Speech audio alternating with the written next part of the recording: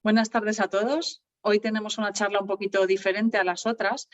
Tenemos con nosotros al doctor César Cerezo. Él es especialista en medicina de familia comunitaria. Trabajó como adjunto en el Hospital Puerta de Hierro y después de unos cuantos años trabajando como adjunto en urgencias, decidió trasladarse a Estados Unidos para trabajar para la industria farmacéutica. Yo creo que es una charla impresionante porque vamos a ver otro punto de vista muy diferente al que solemos estar acostumbrados. Es un trabajo que no es asistencial, no es un trabajo clínico, pero es interesantísimo. Si tenéis dudas durante la charla podéis ir enviándolas a la dirección que aparece abajo en el vídeo, como siempre, que es la de directos@icomen.es. Y si luego os quedaran dudas, aunque la información, la charla queda grabada, en la página web se queda colgada.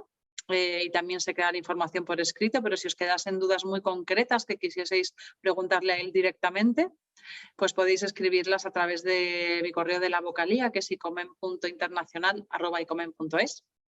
Y en principio vamos a dar paso ya a la charla. Recordaros también que tenemos convenio con el doctor Cerezo para que los próximos 3 meses desde hoy podéis preguntarle lo que queráis, ¿vale? Es el convenio que tenemos con los ponentes de este ciclo de charlas sobre el extranjero. Así que nada más, damos paso a César.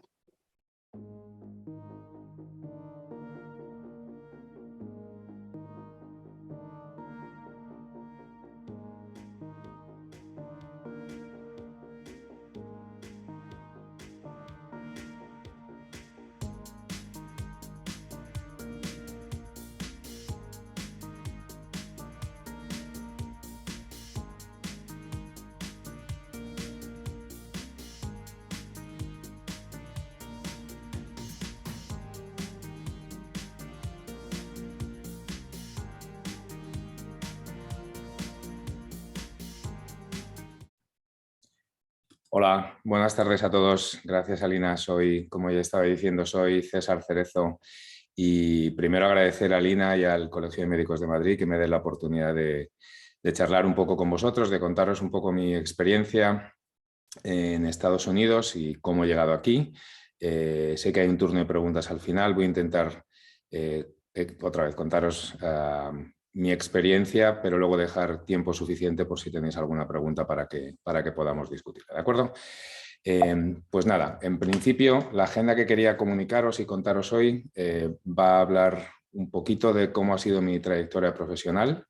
Me gustaría hablaros porque una de las cosas que me di cuenta cuando entré en la industria farmacéutica es que realmente los médicos no sabemos mucho de ello hasta que la vemos por dentro.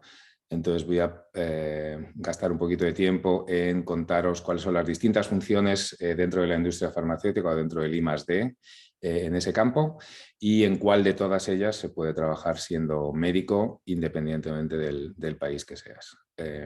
Voy a hablaros también un poco de cuáles son las distintas cualificaciones o aptitudes que yo he encontrado que son más válidas a la hora de ser contratado en la industria farmacéutica. Me centraré un poco más en Estados Unidos, pero creo que esto es aplicable también a otros países, como puede ser España. Un poco por encima, cuáles son los trámites burocráticos. Yo no soy experto en esto, con lo cual lo nombraré por encima y lo podemos discutir un poco más si hay alguna pregunta más concreta para trabajar particularmente en Estados Unidos. Y luego un poco mi experiencia personal y profesional y el daros una pincelada un poco más personal de lo que ha sido mi vida en los últimos casi 10 años en Estados Unidos desde que me mudé allí.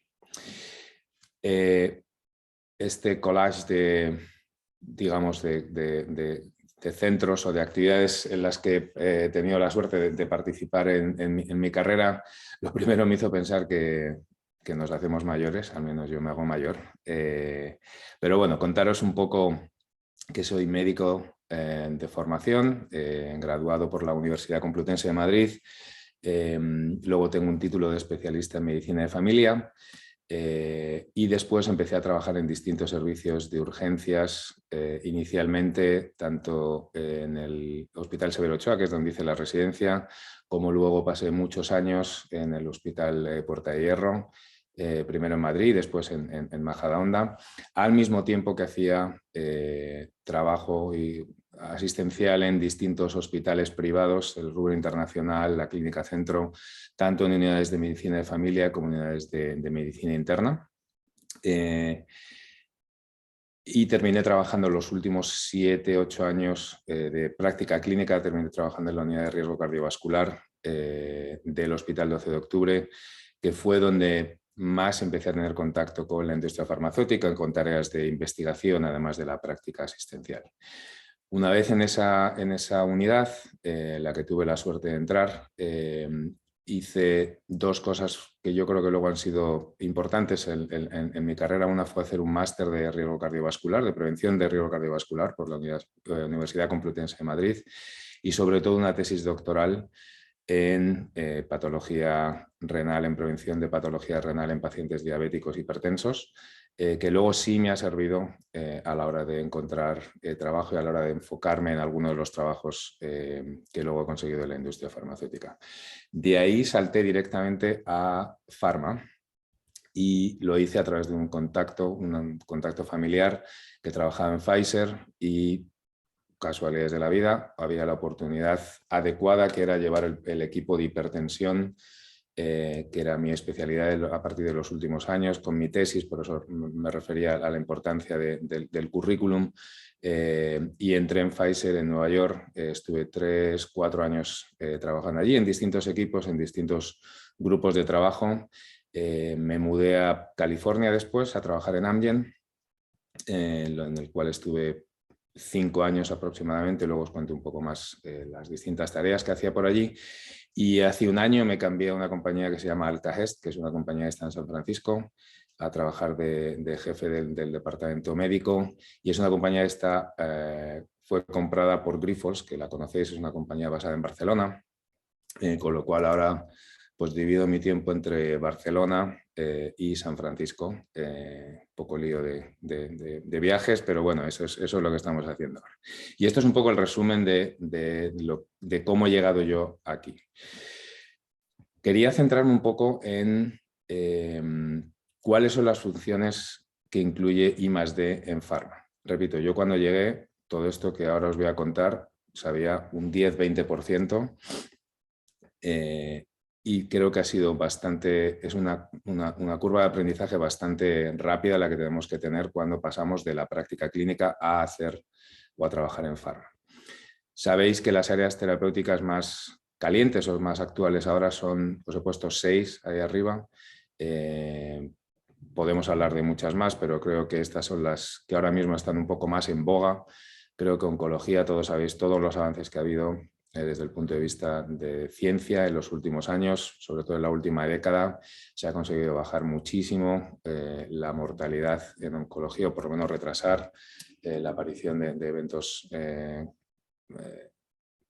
finales en los pacientes oncológicos, y es un área terapéutica en la que siempre va a haber avances, y es un poco digamos, la bandera de Pharma en los últimos años, en la que más avances, o por lo menos más rápido, está viendo. Últimamente, y sobre todo con el tema de la pandemia, todo el tema de enfermedades infecciosas, vacunas, etcétera, creo que todos podemos coincidir que ha estado muy en boga, y todo el tema de inmunología, lo que son enfermedades reumatológicas, artritis reumatoide, todos los biológicos que han ido saliendo en los últimos años para tratar enfermedades como la artritis reumatoide, el lupus, etcétera, creo que ha sido un área en la que se ha hecho muchísimo avance, muchísimo desarrollo. Obviamente cardiovascular, eso es lo que más me toca a mí, esa es un poco más mi área de experiencia, pero no hace falta que os cuente todo el tema de estatinas, fármacos para el colesterol, fármacos para la hipertensión, los últimos avances en diabetes, no solo para control de los factores de riesgo, pero sobre todo para prevenir y mejorar la morbimortalidad cardiovascular. Ha sido un avance muy importante el que ha habido en ese campo también. Neurología últimamente parece que es algo en lo que muchas compañías farmacéuticas se están centrando, sobre todo para intentar avanzar en tratamientos para el Alzheimer y para el Parkinson. aparte de otras enfermedades menos prevalentes, pero igualmente importantes, como el ELA, etcétera. Lo que llamamos enfermedades raras, que son enfermedades con grupos de pacientes muy pequeños, pero que no tienen ningún tratamiento y que muchas compañías farmacéuticas que se están enfocando en encontrar terapias adecuadas para estos grupos. Y por último, yo nombraría respiratorio, sobre todo en el tema de pacientes con EPOC o pacientes con asma. Ha habido un boom en cuanto al desarrollo de fármacos para pacientes asmáticos o pacientes con enfermedades respiratorias, como muchos sabéis. En cuanto a las modalidades terapéuticas y las plataformas que utilizamos, simplemente os lo muestro para que veáis que es un mundo muy complejo, con muchas oportunidades y en las cuales haces muchas cosas muy distintas a lo largo del día, que es una de las cosas por las que yo estoy muy contento con el cambio de haber pasado de práctica clínica a industria farmacéutica. Modalidades terapéuticas hay muchísimas y más que van a seguir saliendo. Las clásicas, digamos, son los small molecules o las medicaciones orales que hemos utilizado desde hace muchos años. Desde hace 2 o 3 décadas creo que todo el tema de biológicos han experimentado un boom muy grande en cuanto a cómo se hacen anticuerpos monoclonales, y ahora se están empezando a hacer anticuerpos policlonales que pueden abordar el tratamiento contra distintos antígenos, por ejemplo. Todo el tema de los RNA mensajeros que habéis oído, sobre todo a raíz de esta pandemia, con todo el tema de las vacunas, etcétera. Hay un avance rapidísimo con todo el tema de los mensajeros de RNA. En pacientes oncológicos, sobre todo en área oncológica, todo el tema de los CAR-T, de los TCRT, de los BiTE, son plataformas en las cuales se están generando fármacos que son muy distintos a los que había antes, mucho más enfocados, sobre todo para el tema de inmunoterapia. Y la verdad es que el avance ahí, por eso hablaba de todo el tema de oncología, quizás sea un poco el área en la que más desarrollo, más rápido y más foco de prácticamente todas las compañías farmacéuticas se está viendo. Y luego yo creo que un poco el futuro, que está empezando a ser presente ya, es el tema de la terapia génica o terapia genética.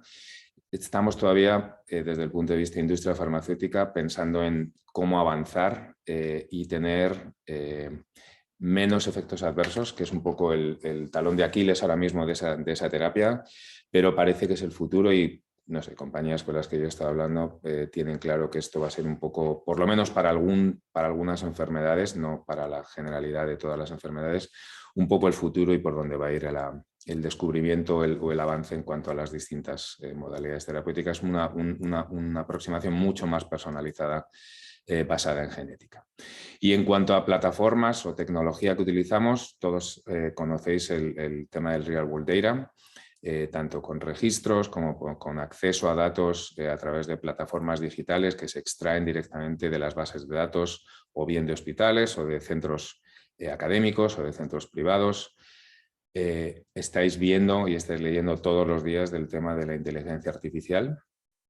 Hace 9 años, cuando yo me fui a Estados Unidos, prácticamente no hablábamos de este tema. Ahora, incluso para el diseño de ensayos clínicos, estamos utilizando inteligencia artificial y machine learning para identificar pacientes y poder incluirlos en ensayos clínicos de una manera más certera y más rápida.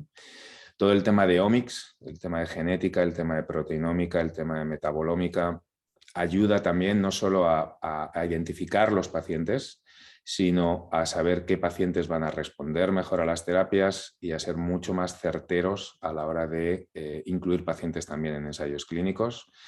Y luego todo el tema de plataformas digitales o la última caja que veis ahí de todo el tema de los wearables, de los smartphones, de los ensayos clínicos descentralizados, es decir, que no tengan que ir los monitores continuamente al hospital, sino que se pueda hacer visitas virtuales, transmisión de datos que el paciente puede tener en su smartphone y luego en su reloj y los puedan mandar de manera digital y poder ser incorporados, y que las agencias regulatorias últimamente están aceptando estos datos como datos válidos y seguros como para poder incluirlos en resultados de ensayos clínicos. Es decir, es muy completo, es muy variado, tienes que estar un poco a la última, digamos. Es imposible ser experto en todos estos campos, absolutamente imposible, ni nadie lo pretende, pero sí tienes que conocer y te tienes que adaptar un poco a las nuevas tecnologías y a las nuevas modalidades terapéuticas. En cuanto a las funciones claves que hay en Pharma para el personal de I+D, y en los cuales obviamente los médicos tenemos, en muchas de ellas tenemos una ventaja sobre otras funciones, aunque biólogos, farmacéuticos, etcétera, también les veréis que tienen mucha importancia en la industria farmacéutica, son los que veis descritos ahí. Es el área de Clinical Development, el área de I+D, que llamamos en España el área de Medical Affairs, todo el tema de biométrica, estadística, etcétera. El aspecto regulatorio, los equipos de regulatorio, que son los que trabajan con la FDA, con la EME, con las agencias regulatorias a nivel local, para conseguir la aprobación de productos o para conseguir cambios en el label, etcétera. Hay una parte que se llama Translational Medicine, que ahora os la contaré un poquito más despacio, y luego está todo el tema de safety, de farmacovigilancia, que también os contaré un poquito más en detalle ahora. Os quería comentar un poco por encima, sin entrar en mucho detalle, si tenéis alguna pregunta lo dejamos para luego, en qué consiste cada una de estas funciones y explicaros cómo los médicos, yo creo que para todas ellas pueden tener cabida sin ningún problema en la mayoría de ellas.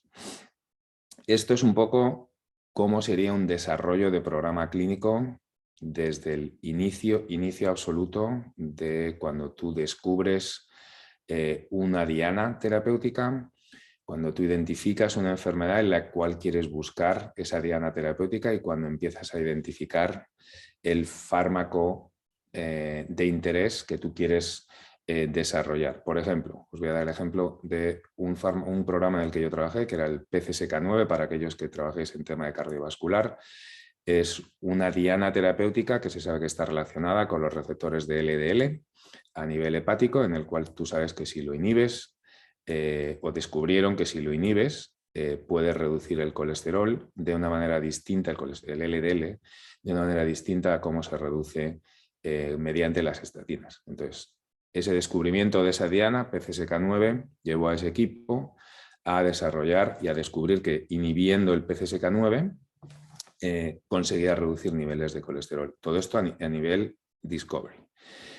La siguiente fase pasa a la fase preclínica. Entonces, una vez que tú sabes cuál es tu fármaco que quieres desarrollar, luego está lo que se llama fase 0. Entonces, ahí tienes que probar el efecto del fármaco y cómo se metaboliza ese fármaco en el organismo. Y para eso tienes que hacer todos los estudios de farmacocinética, farmacodinámica, toxicología clínica, carcinogénesis, que no tengan impacto en tema reproductivo, etcétera, etcétera. Al mismo tiempo empiezas a desarrollar modelos in vitro, modelos celulares, y también empiezas a confirmarlo en modelos animales o lo que se llama estudios en vivo. Una vez que tienes los resultados de esos, empieza la colaboración con el grupo de development, un par de años antes de lo que se llama mandar el IND, que es un poco el contactar con las agencias regulatorias explicando que tienes un programa de desarrollo basado en un fármaco que crees que puede ser eficaz para una enfermedad cualquiera. En el caso del PCSK9, por ejemplo, era que inhibiendo el PCSK9 tú puedes reducir el colesterol, y en el programa clínico completo se planteó que se podría llegar a reducir el riesgo cardiovascular en los pacientes en los que se utilizaba. La colaboración entre los equipos de development y de discovery empieza un par de años antes de esa fase en naranja que veis aquí, en la cual se hace el desarrollo de las distintas fases de los programas clínicos, que seguro que conocéis. La fase 1, que es más de encontrar la dosis adecuada y ver que el fármaco a distintas dosis es sobre todo seguro, que es la parte más importante que tenemos en Pharma. La fase 2 es confirmar la eficacia y del fármaco que estás testando, y sobre todo que en combinación con otros fármacos que ya están aprobados es eficaz en estudios pequeños. Y los fase 3 es comparar el fármaco que estás estudiando con el estándar of care, digamos, con todo lo que está aprobado ahora mismo para tratar esa enfermedad. Por ejemplo, en el tema del PCSK9, os repito otra vez, se comparó con estatinas y con placebo.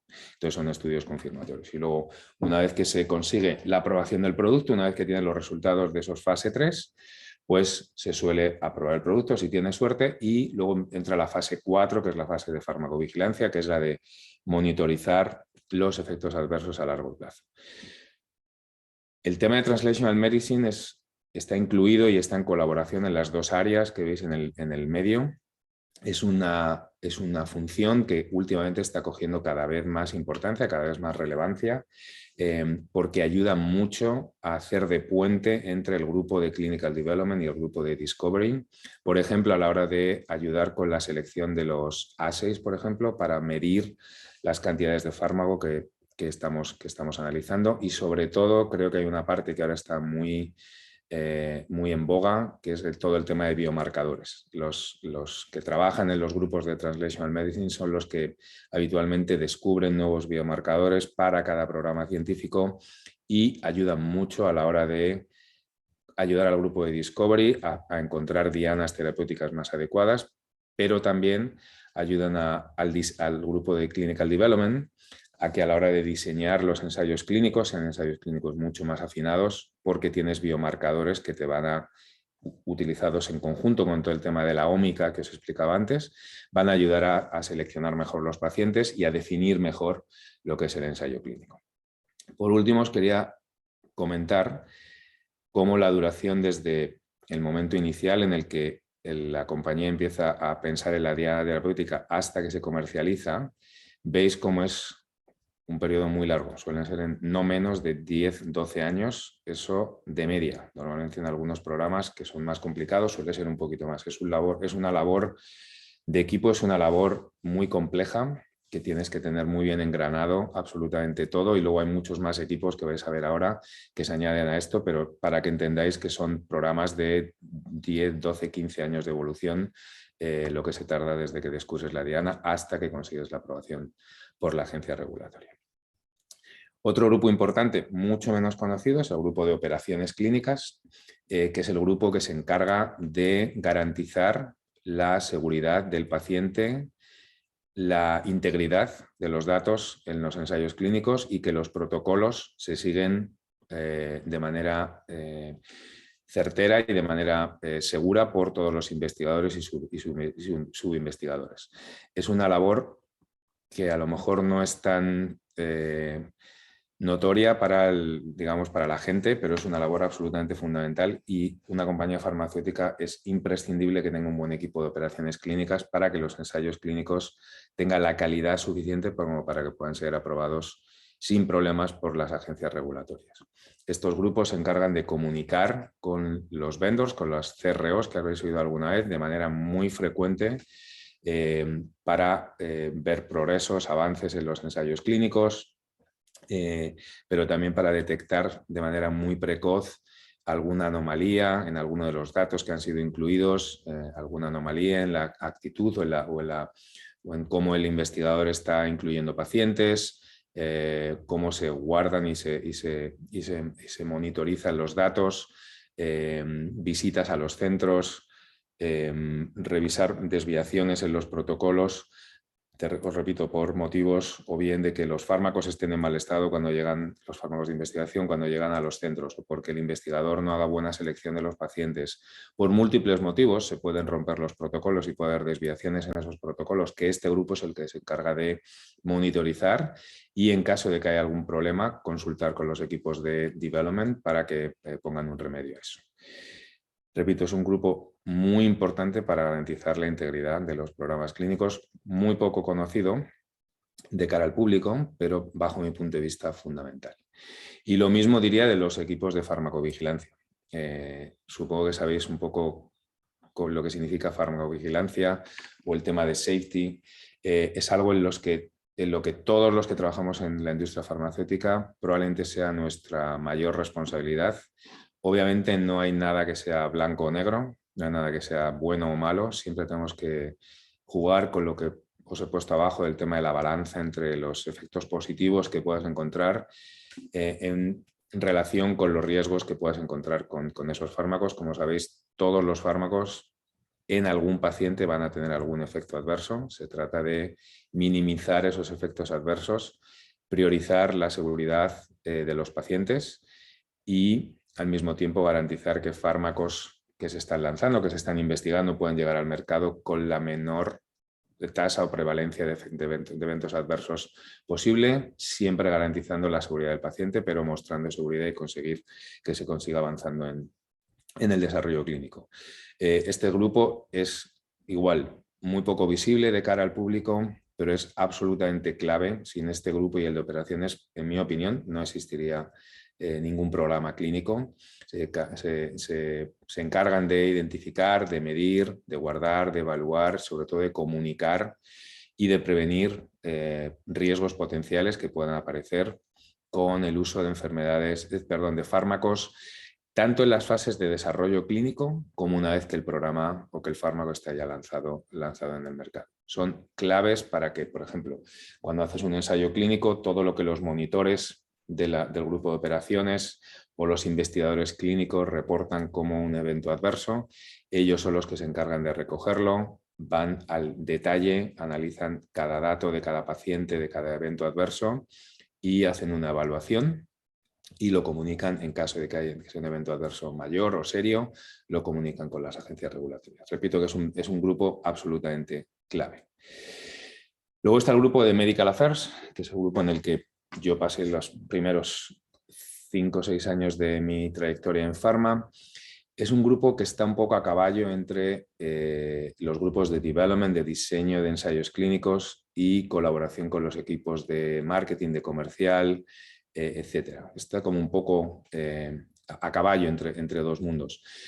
Este es el grupo en el que yo creo, junto con Development, que los médicos tenemos más posibilidades de entrar. ¿Por qué? Porque al final lo que haces es das apoyo y tu expertise médico a distintos equipos, al grupo de Development, al grupo de comercial, al grupo de regulatorio, al grupo de Safety, y te encargas de organizar comunicaciones externas para presentar los datos de todos los ensayos clínicos o de todos los avances terapéuticos que tengan las compañías farmacéuticas. Todo lo que veis ahí, todos los simposios en los congresos, los advisory boards que seguro que habéis atendido muchos de vosotros.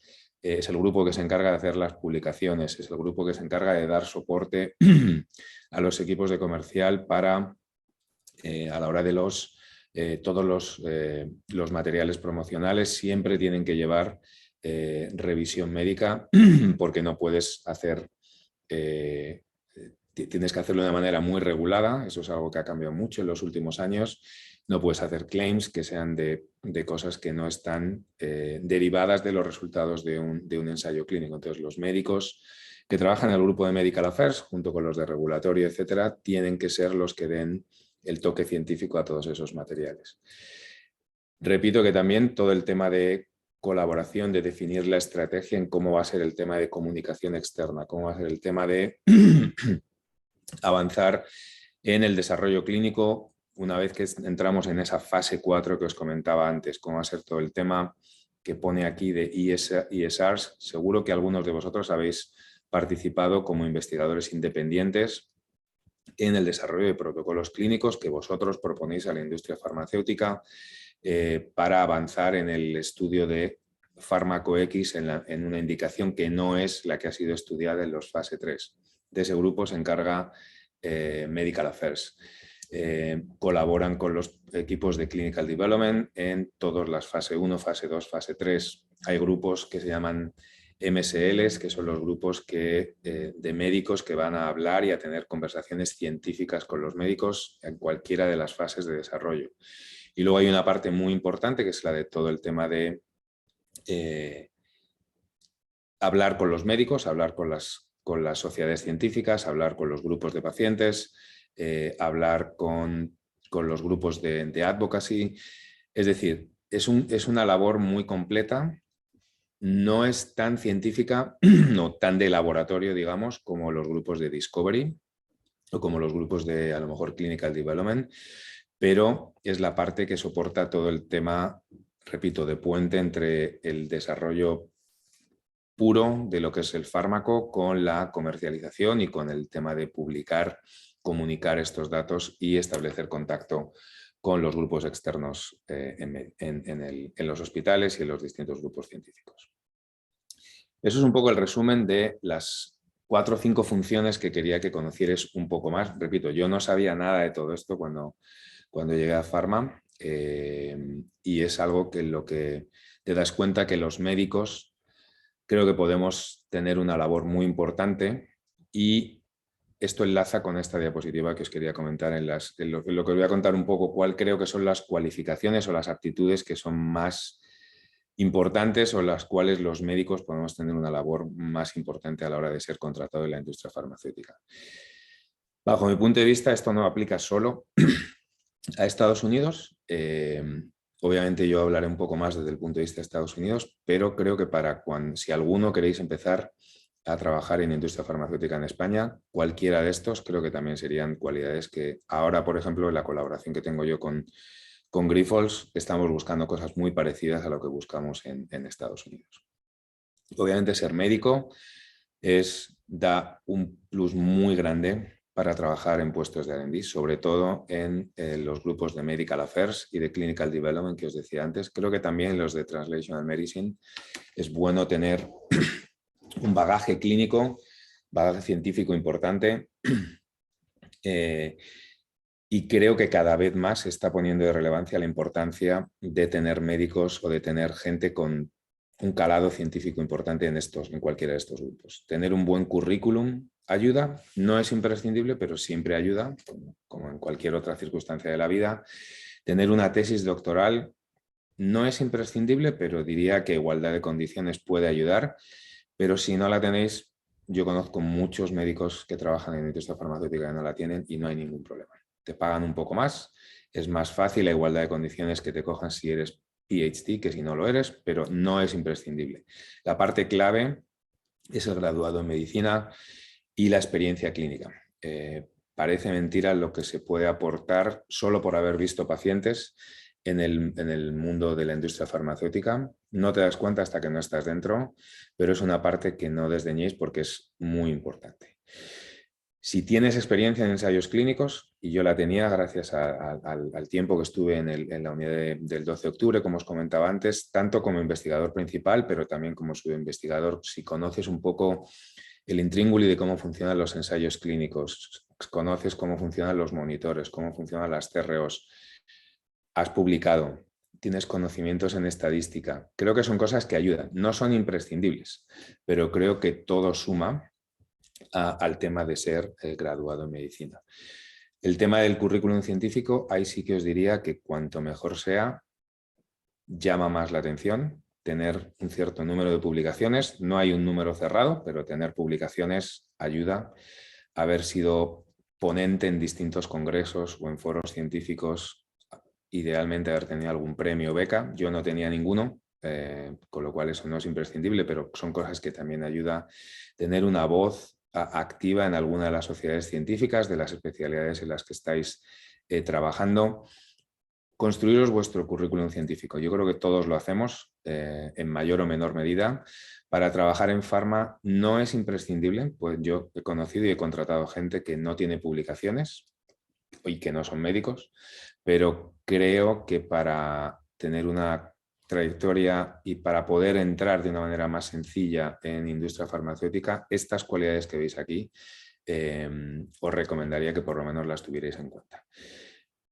Si tenéis colaboraciones con la industria farmacéutica, es una buena puerta de entrada, por dos motivos, bajo mi punto de vista. Uno, porque conocéis cómo trabaja la industria.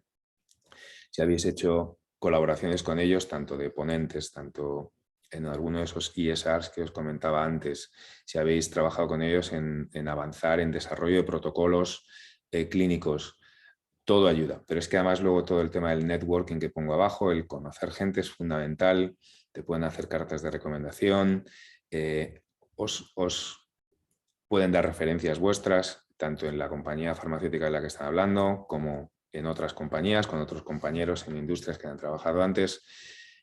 No es imprescindible, pero repito, yo creo que todo el tema de conocer gente, de haber colaborado con industria, creo que es una cosa que ayuda mucho.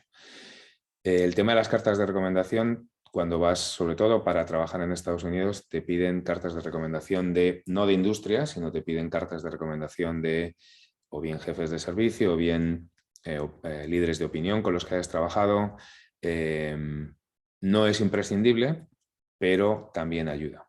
Lo que es muy importante es, una vez que os hayáis dado el paso, todo el tema que pone abajo de la habilidad de las entrevistas, de cómo formateáis los currículum. En Estados Unidos son mucho más cortos que lo que tendemos a hacer en España, no incluís toda la lista de publicaciones.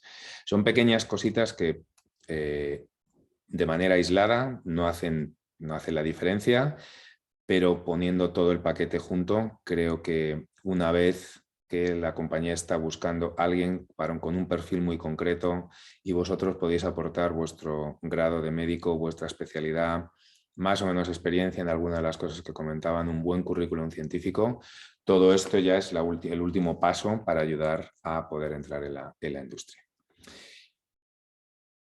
En cuanto a trámites burocráticos, aquí no soy experto en nada de todo esto, con lo cual tampoco me voy a detener mucho. Obviamente se necesita un visado de trabajo para trabajar en Estados Unidos, como en cualquier otro país del mundo. Depende de la compañía que vayáis a trabajar, depende del puesto que vayáis a tener, depende de la rapidez con la que queráis o quieran que entréis a trabajar en la compañía en Estados Unidos. Hay distintos tipos de visados que han cambiado, de hecho, desde que yo me fui a Estados Unidos ahora. Y os piden más o menos documentación. En mi caso personal me pidieron muchísima documentación porque había un poco de urgencia por cubrir el puesto por el que me habían contratado, pero no todos los casos son así. Las compañías suelen ayudar con los trámites, sobre todo con los trámites legales y con irte diciendo cuáles son los materiales y los documentos que tienes que ir enviando, pero al final cada uno somos responsables de los trámites, de hacerlo a tiempo, de tenerlo todo sellado bajo notario. No es un proceso sencillo, es un proceso, la verdad es que bastante tedioso y bastante largo. A mí me llevó entre 3 y 4 meses en tener todo el papeleo arreglado. No es que lo recuerde con especial gracia, pero si queréis trabajar en Estados Unidos, no hay otra manera de entrar que sea a través de un visado. Repito, como en cualquier otro país, pero en Estados Unidos pueden dar un poco más de problema por lo que tengo entendido. Una vez que tienes todo eso aprobado y antes de empezar tienes que hacer una cosa que ellos llaman reference check, que también lo hay en compañías españolas y europeas, que es llaman a los centros en los que has trabajado, llaman a los hospitales, llaman a médicos, llaman a las referencias que tú les des y eso lo hacen.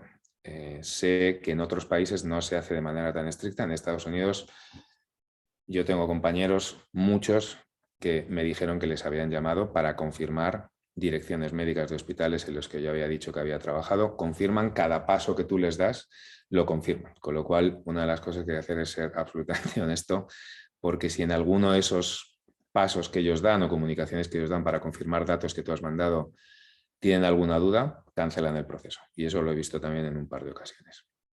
Una vez que llegas allí, necesitas un número de seguridad social, como en cualquier país, que eso se hace de manera razonablemente rápida, pero que sin eso, y lo tienes que tener antes de ir, no puedes tener nada, ni nómina, ni cuenta corriente, ni un contrato de alquiler, ni absolutamente nada. Para eso Estados Unidos es un poco más difícil que otros países, pero bueno, es un trámite que no suele tener muchos problemas, pero es un paso absolutamente imprescindible para poder trabajar allí. Y luego, ya lo sabéis, todo el tema de la atención médica, allí no hay sanidad pública, es todo sanidad privada, con lo cual es necesario tener un seguro médico privado. Son muy caros, del orden de $1.000, $1.500 al mes por cada persona.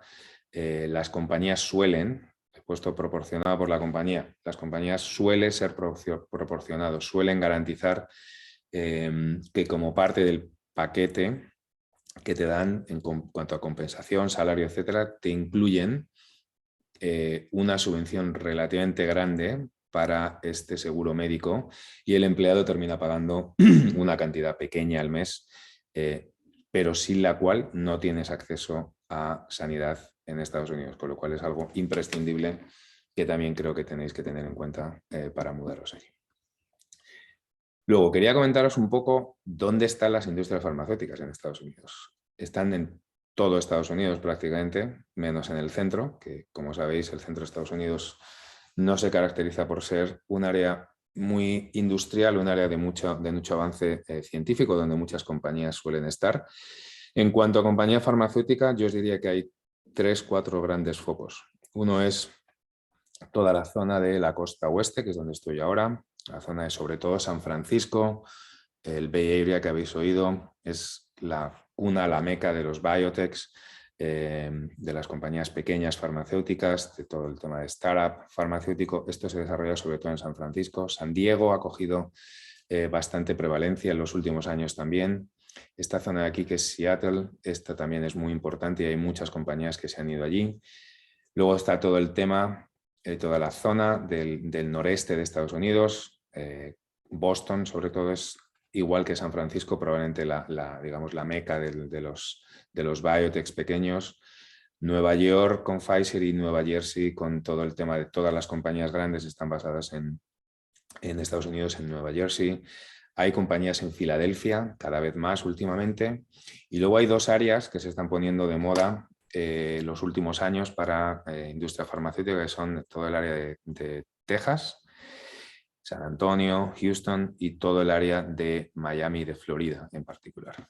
Son áreas en las que cada vez más compañías farmacéuticas se mudan a esos estados por múltiples motivos, motivos de tasas, motivos de facilidad para la hora de contratar gente, etcétera. Pero eso serían un poco los 4 o 5 grandes áreas donde las compañías farmacéuticas están basadas en Estados Unidos. Y luego contaros un poco cuál es mi opinión. Esto ya es un poco más a título personal, que como veo yo el paso que di de haber mudado a Estados Unidos, tanto a título personal como a título profesional. Yo no me arrepiento para nada. Así fue un paso difícil de tomar porque dejas atrás familia, amigos, etcétera. Pero desde el punto de vista profesional, yo creo que la posibilidad de crecimiento profesional, por lo que veo, no solo comparado con España, pero comparado con Estados Unidos, yo creo que hay un poco más de facilidad de crecimiento profesional en Estados Unidos, desde luego desde el punto de vista de industria farmacéutica. Es un país ultra competitivo, pero al mismo tiempo mi opinión y mi experiencia es que acoge y de hecho busca talento de fuera, y España es un país que gusta mucho en Estados Unidos desde el punto de vista científico porque se hace muy buena ciencia en España y los médicos están excelentemente bien formados, y eso os lo puedo decir que yo veo médicos de todos los sitios. Se busca talento de fuera. O sea, que no es algo que sea un debe en el tema de ser español o de ser europeo, todo lo contrario. Yo creo que si tenéis alguna de las cualidades o aptitudes o cualificaciones que os comentaba antes, nadie os va a decir que no y se os va a considerar seguro, tanto para entrar en Estados Unidos en Pharma como para entrar en Pharma en España en este caso. También quiero que sepáis que desde que ha habido todo el tema de la pandemia, sinceramente ya tampoco hace falta vivir en Estados Unidos para trabajar en un puesto global en una compañía multinacional farmacéutica. Yo tengo muchos amigos, tanto en Pfizer como en Amgen, donde trabajaba, que están basados en España o basados en otros países de Europa, que tienen los mismos puestos que tengo yo, trabajando desde casa. Viajan, están empezando a viajar ahora, van a la central en Estados Unidos de vez en cuando, pero se ha globalizado mucho y se ha permitido el teletrabajo en la industria farmacéutica. Es probablemente una de las áreas en las que más se haya permitido esa posibilidad, con lo cual incluso trabajando desde España se puede tener puestos globales de una manera muchísimo más sencilla de lo que era hace 2 años justo antes de la pandemia. Todos habéis oído el tema de los salarios, sí, son más elevados, pero la calidad de vida también es muchísimo más cara, sobre todo el tema de la vivienda y sobre todo en ciertas áreas como es California, Nueva York, Boston, diría también Chicago. Son zonas que son muy caras, que sí, las compensaciones económicas, el salario es más alto, pero no desdeñéis el tema de la calidad de vida una vez que vives allí. Lo que creo que es muy distinto es todo el tema de los horarios. Normalmente, aunque no hay nada escrito, en tus contratos no figura el horario que tienes que tener, pero más o menos se suele trabajar de 8 a 5 de la tarde, más o menos. Hay bastante más flexibilidad de lo que hay, por ejemplo, trabajando o de lo que yo sentía que podíamos tener trabajando en hospital. siempre siempre se suele trabajar en casa por las tardes, respondiendo emails, haciendo un trabajo de preparación para reuniones del día siguiente, pero el horario es un horario más reducido, no en comparación con el horario de hospital de aquí, pero en comparación con el horario a lo mejor de los 2 turnos que algunas veces tenemos en España, o de horarios o de compañías, empresas que sean un poco más con horarios o con duraciones de jornada un poco más largas. Lo que no se hace es trabajar en fin de semana en general, salvo que tengas algún congreso, alguna reunión científica, y definitivamente no hay guardias, con lo cual para mí, habiendo hecho tantas guardias en urgencias, fue un plus muy grande. Tienes menos vacaciones, tienes muchos menos festivos de los que tenemos en España, desafortunadamente. Normalmente no se suelen coger más de 2 semanas seguidas de vacaciones, no suele estar bien visto coger más de 10-15 días seguidos. En total sueles tener más o menos 21 días laborales. O sea, hay un poco menos de vacaciones y un poco menos de festivos de lo que tenemos en España. Y en general yo os diría que es un país, es muy distinto a España y Europa. Bajo mi punto de vista es muy atractivo, es complementario. No sé si para toda la vida, pero para una temporada yo no me arrepiento de nada. Creo que es una experiencia personal y profesional muy buena, pero bueno, que sepáis que es un cambio grande como el mudarse a cualquier otro país del mundo.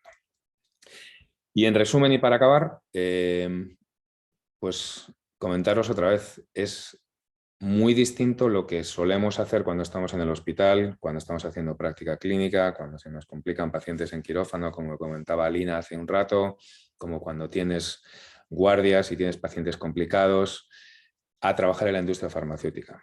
Es muy distinto, tenéis que estar convencidos del cambio.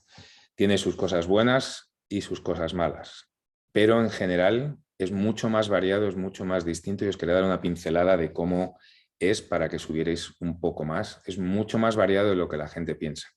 Es muy dinámico, estás muy al día en últimas tecnologías, en últimas aproximaciones, últimas modalidades terapéuticas, conoces mucha gente con backgrounds muy distintos, con personalidades muy distintas, y la verdad es que es un campo muy interesante, pero repito, es muy distinto a trabajar en el hospital de 8 a 3 o haciendo guardias o teniendo consulta o viendo pacientes. Creo que lo que comentaba antes de la experiencia clínica ayuda mucho más de lo que parece a la hora de trabajar en farma.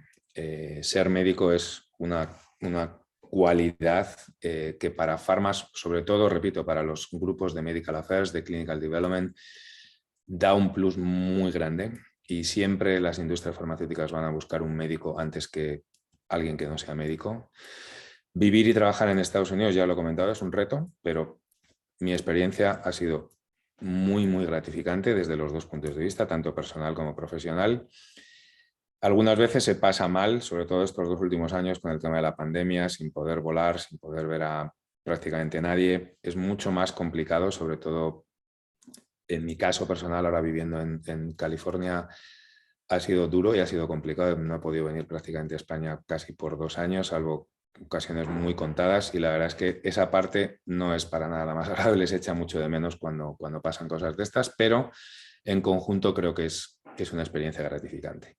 Y para terminar, lo que os decía antes, es distinto trabajar en farma, las aptitudes y las cualificaciones son distintas, la manera de afrontar el día a día es muy distinto, sobre todo de cómo nos enseña en la universidad. Repito, yo antes de empezar en este mundo, la verdad es que sabía poco de cómo funcionaba, salvo por los últimos años en los que había estado más en contacto con distintas industrias farmacéuticas, pero no hay nada que no se pueda conseguir teniendo la base científica, la graduación médica, mucho sentido común, bajo mi punto de vista es fundamental, y todas las aptitudes y cualificaciones para mejorar en todas estas funciones que os comentaba antes son cosas que se pueden conseguir sin ningún problema.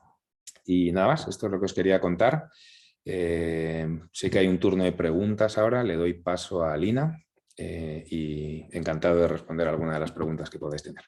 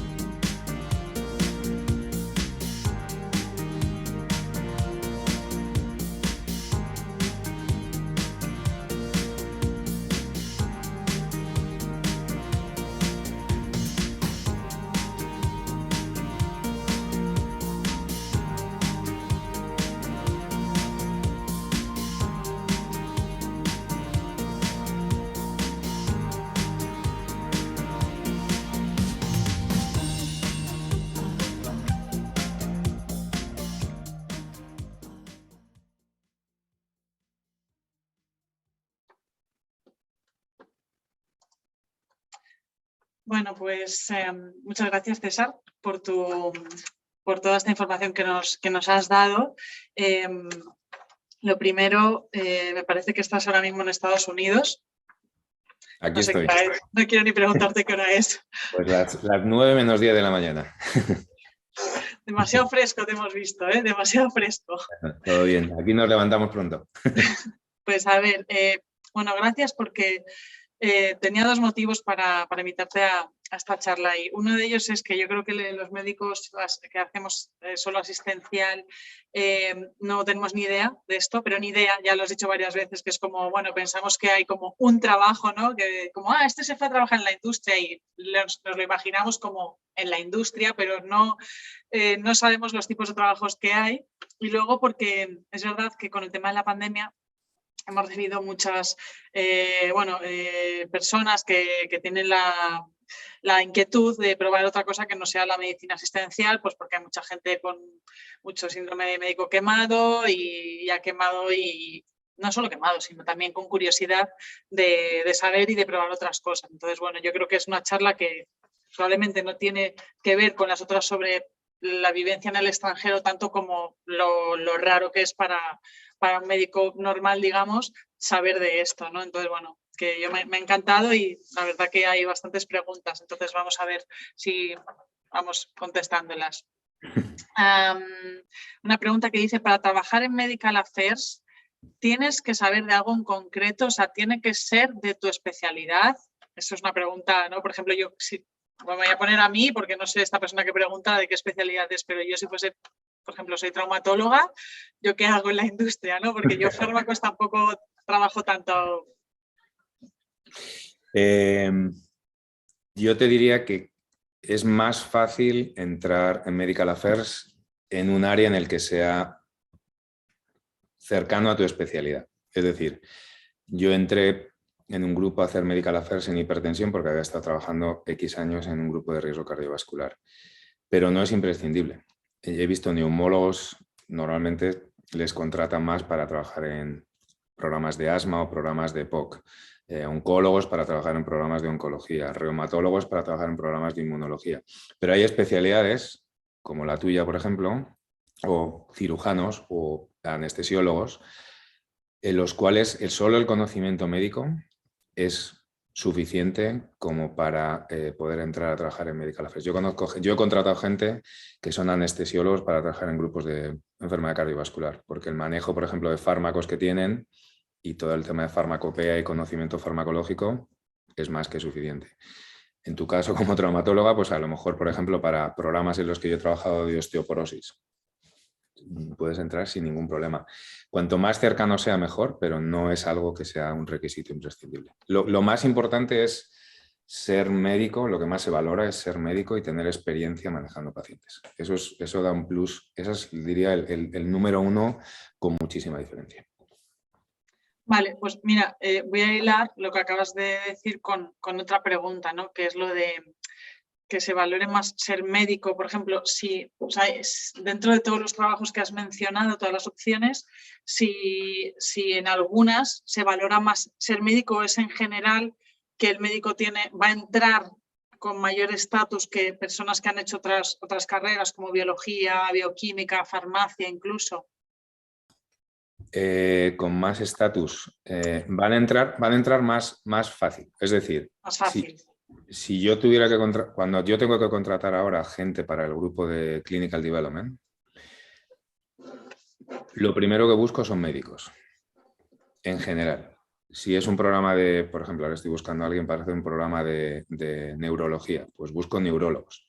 Pero si no encuentro neurólogos, un médico, en principio, para un programa de development, da mucho más valor que un PhD o que un PharmD. Hay algunas veces que contratamos biólogos, farmacéuticos. No es imprescindible ser médico, pero estás en una posición muy distinta para entrar.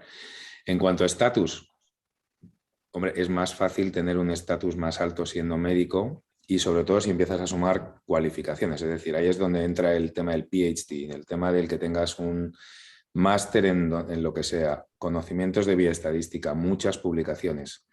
no solo entras más fácil, pero entras digamos, en un nivel un poquito más alto. Vale, sí, yo tenía un poco esa idea también.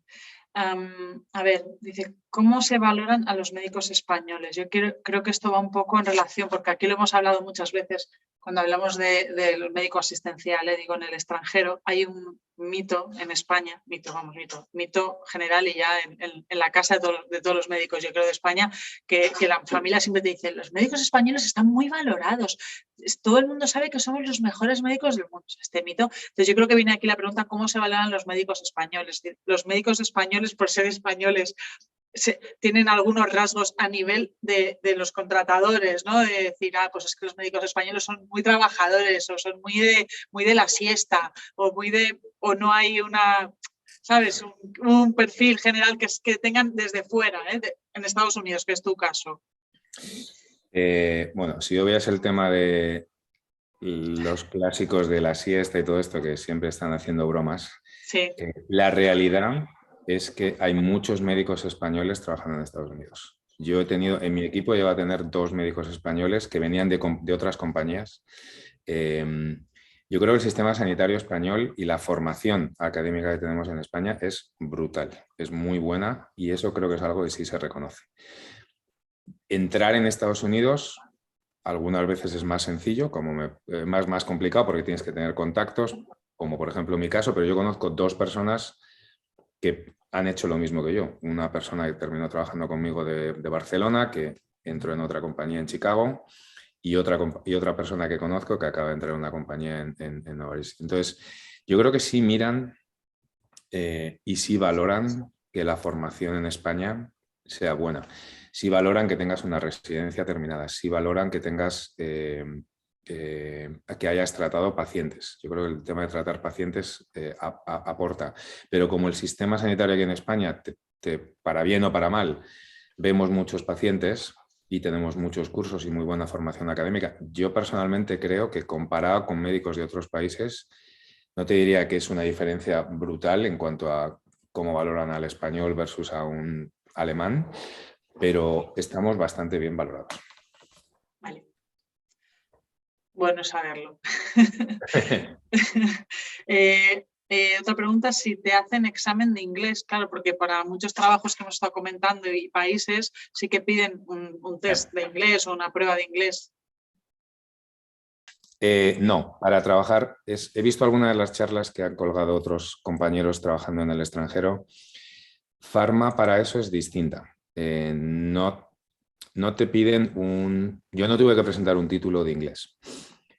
Obviamente, las entrevistas son en inglés y si tu nivel de inglés no es bueno, es complicado que te contraten en Estados Unidos porque no vas a estar perdido. Se habla inglés.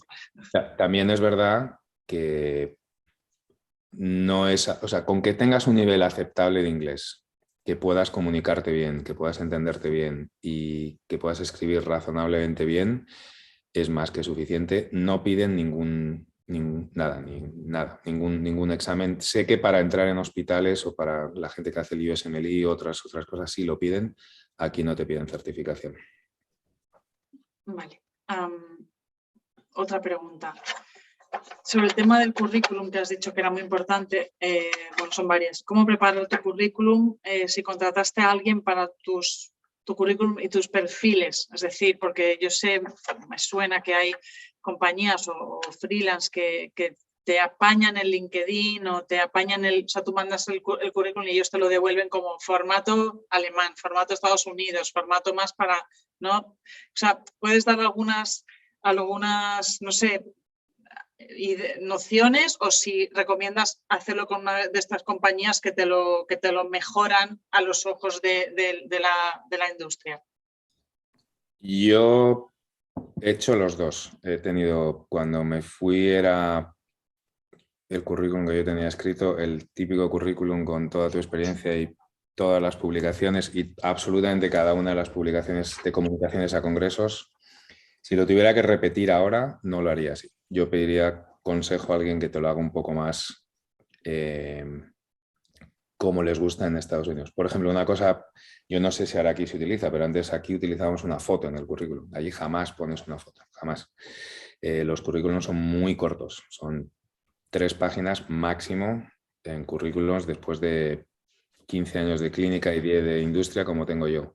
Tienes una parte inicial que es el resumen, que es lo que te diría que es lo que todo el mundo lee, en el que tienes que ser muy exquisito con cada palabra que escribes. Yo creo que hay grupos que te pueden ayudar. Yo he trabajado con un par de ellos que me han refinado mi currículum. Yo sí recomendaría que si realmente es un puesto que os apetece y que queréis y que es una oportunidad que valoráis, que es importante, por pedir consulta y que os ayuden a afinar en lo que estáis buscando, yo sí lo recomendaría. Vale.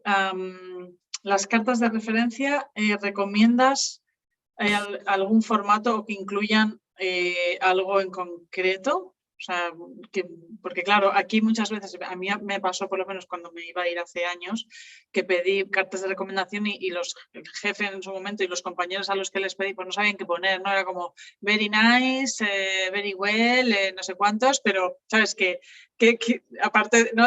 Muy trabajadora, tal, pero ¿qué tiene que poner ahí para que al que te va a contratar, o sea, qué es lo que quieren oír en esa carta?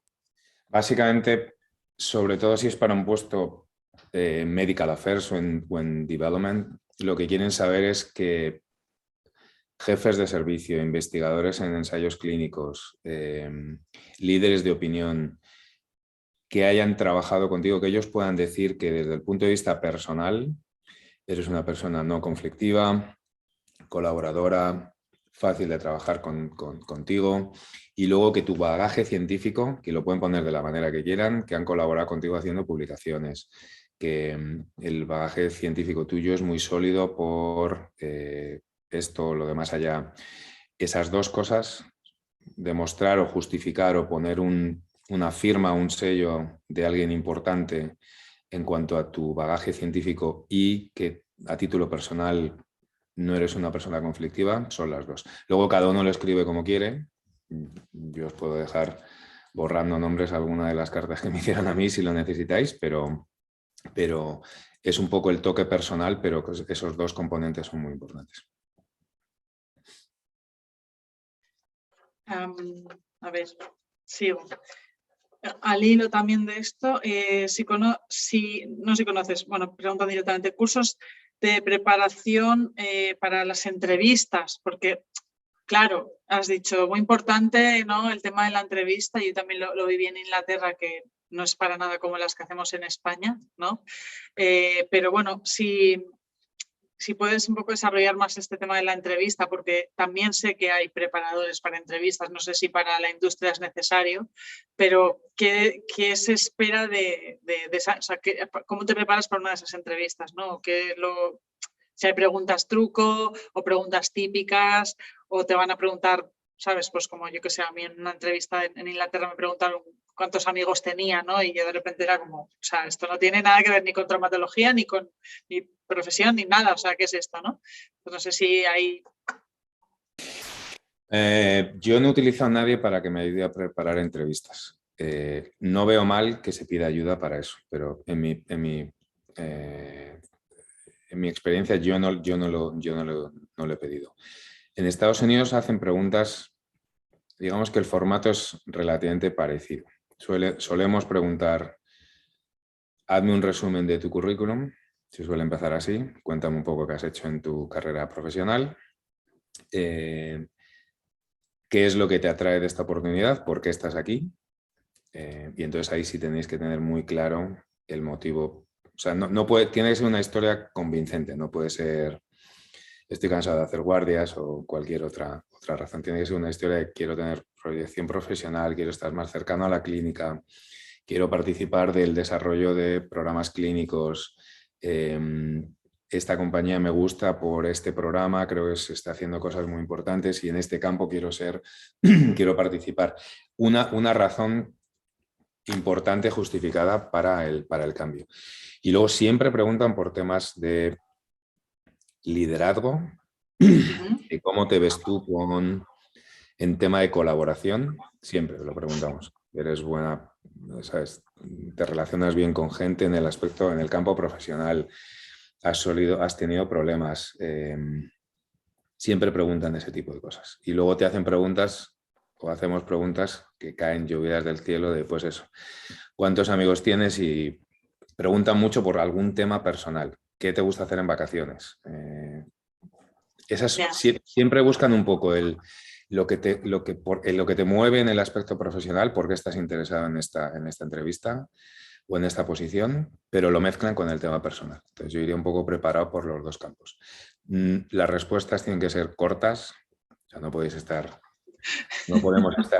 y eso lo hemos hecho todos. Preparadas, ¿no? Preparadas, o sea, no lo que te surja en ese momento. Eso es, ir y siempre volver es como una entrevista de prensa. Al final lo que tienes que hacer es siempre terminar explicando por qué tú estás aquí y por qué crees que tú puedes aportar y por qué crees que la oportunidad es buena para ti. Entonces siempre volver al final, respuestas cortitas y volver a eso. Vale, otra pregunta sobre la Green Card, porque claro, muchas veces se habla de esto, ¿no? De que para trabajar en Estados Unidos hay que echar la lotería esta de la Green Card hasta que te toque y no sé, yo creo que es un poco difícil de comprender, pero no he visto que hayas hablado de ello en tu charla, o sea que no hace falta, a lo mejor puedes explicar un poco cómo va eso porque yo creo que hay mucho desconocimiento. No. La Green Card de entrada no te la dan. Vamos, yo no. A ver, está lo de la lotería de la Green Card. También quiero que sepáis que en Estados Unidos, lo sabéis con todo el tema político que ha habido, que no me voy a meter, pero ha habido un cambio en la política migratoria en Estados Unidos, entonces lo que antes facilitaba, pues ha habido unos cuantos años que ha sido más complicado. Se paró el proceso de emisión de Green Cards en Estados Unidos durante 3-4 años, luego vino la pandemia, entonces la Green Card no es imprescindible para nada. Yo estuve 2 años con visados de trabajo hasta que me dieron la Green Card. Y te dan una Green Card temporal que luego tienes que renovar a los 2-3 años. Y ahora tengo una Green Card que llaman permanente, pero que tengo que renovar a los 10 años. Tú puedes trabajar aquí. Yo conozco gente en Estados Unidos que lo único que está haciendo es renovar el visado sin solicitar Green Card. No es para nada imprescindible. Es más cómodo, sí, es más cómodo desde el punto de vista personal. Es más fácil a la hora de entrar en Estados Unidos que entrar con un visado, pues porque tienes facilidad para entrar más rápido en aduanas, más rápido por los aeropuertos. Es más fácil conseguir un préstamo para comprarte una casa, es más fácil conseguir, es más a título personal que a título profesional. La parte mala es que pagas más impuestos porque te consideran americano. Aunque no tengas nacionalidad, te consideran americano. Pero no es imprescindible para nada. O sea, con un visado de trabajo como el que tú tenías antes, la Green Card, ya te consideran americano. Total. A esos efectos. Yo tengo un compañero, una persona que trabaja en mi grupo ahora, que es australiano y creo que lleva 10 años en Estados Unidos, 9-10 años, y sigue renovando visados. No, él no ha pedido la Green Card porque no quiere la Green Card, no quiere porque a lo mejor se quiere volver a otro país. No es imprescindible para nada. Da facilidades desde el punto de vista personal, pero nada más. Vale. Y yo ya no hay más preguntas. Ahora voy a refrescar la página por si hubiese llegado alguna mientras estábamos hablando. Pero tengo yo una que es un poco la del mito del médico rico, porque claro, como tú has dicho, ¿no? Sí, se gana bien, pero también la vida es mucho más costosa, ¿no? Entonces, claro, a ver, hay una diferencia entre lo que se quejan en general los médicos en España y es que además con estas charlas siempre se hace como una encuesta de feedback, ¿no? Para que la gente... Entonces les preguntamos qué opinas de tu trabajo, si eres fijo, temporal, ¿no? Más de la mitad son temporales. Y luego también si consideran que su salario es ajustado, por supuesto todos, o sea, como 98% de las personas que están viendo estas charlas piensan que su salario no es adecuado. Entonces, claro, una cosa es pensar que tu salario no es adecuado porque crees...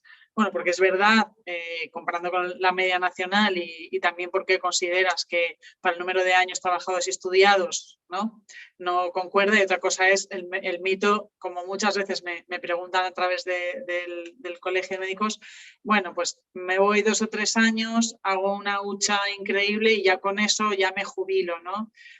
Un poco, no quiero que digas cifras, pero sí que expliques un poco si eso es factible, ¿no? Porque yo también a veces digo, no, es ser cautelosos, pero a lo mejor no hay que ser cautelosos, a lo mejor es cierto, ¿no? Que te vas a, por ejemplo, con Abu Dhabi ya se nos cayó el mito, ¿no? Porque el médico que habló pues nos dijo, sí, se gana mucho, pero ojo que hay que pagar todas las cosas allí, ¿no? En los Emiratos. Pues bueno, a ver qué te parece a ti este mito del médico rico cuando se va afuera. Bueno, desde luego, rico en 2, 3 años o en 9 como llevo yo, no te haces, eso ya te lo garantizo. Los salarios son, en general, de media, sí, son mucho más altos. Son, te diría, 3, 4 veces más altos. El salario en la industria farmacéutica, y os lo digo, eso sí os lo puedo decir, yo he contratado médicos de Estados Unidos que estaban haciendo práctica clínica para trabajar en la industria y les pagamos lo mismo en la industria que haciendo práctica. O sea, que la industria no paga más que un médico asistencial en Estados Unidos. De hecho, hay ciertas especialidades como cirugía, cualquier cirugía, urología, ganan mucho más que cualquier médico de la industria. Ahora, ese 3-4 veces más de salario, el tema de la calidad de vida, las casas, por ejemplo, un alquiler de una casa de 2 dormitorios en Nueva York, por ejemplo, cuando yo me fui, es 10 veces más caro de lo que pagamos en España, o 6, 8 veces más caro. Entonces, la comida, yo no sé si habéis estado por allí, pero es carísimo. Entonces, rico no te haces, ganas más dinero, tienes una cosa que eso sí que creo que en Estados Unidos y en industria farmacéutica, pero en otros campos sí que tienes, que es luego todo el tema de los bonus, te suelen dar, son compañías privadas, con lo cual te suelen dar acciones que si te mantienes un periodo de tiempo largo, ese sería tu ahorro, pero no son cantidades, enormes. Tienes una cosa en contra, que es que, por ejemplo, en Estados Unidos, cuando te pasas de cierto tramo, pagas un 50 y tanto % de impuestos, sobre todo en algunos estados, que es donde están las industrias farmacéuticas, como son el estado de Massachusetts o el de Nueva York o el de California. O sea, si ganas más, la calidad de vida es mucho más cara, pagas un porrón de impuestos y para hacerte rico tendrías que estar muchos años. Y no te haría rico, vendrías con unos ahorros suficientes a España. Pero bueno, yo no creo que el tema económico sea lo más importante. Obviamente sí es un mito, sí es algo que hay que tener en cuenta, pero no es oro lo que reluce, todo lo que reluce. Vale, pues bueno, he mirado, no había más preguntas, entonces yo creo que lo vamos a dejar aquí. Quería recordar a la gente que escucha que te tenemos para los siguientes 3 meses desde la charla para si quedan dudas y que los emails los filtramos nosotros, es decir, que nos llegan a nosotros y luego si han visto la charla y quedan dudas te pasaríamos a ti las preguntas, ¿vale? Eso porque, bueno, que luego la gente pregunta y eso, y que la charla se queda grabada. Y nada más, que muchísimas gracias, que yo creo que es una charla que no, como siempre digo, es que no tiene precio, porque esto nadie te lo cuenta así, te lo cuentan en tu idioma y con las 4 diapos imprescindibles. Yo creo que para el que tenga idea de meterse en esto es increíble la charla y para el que no también, porque yo no tengo idea de meterme en la industria, pero me parece increíble todo lo que hay. Y nada más, muchísimas gracias y esperamos verte por España. Sí, no, vuelvo con frecuencia. Muchas gracias, Aline, y gracias a todos por la oportunidad. Gracias a ti, Gracias. Hasta luego. Hasta luego. Adiós.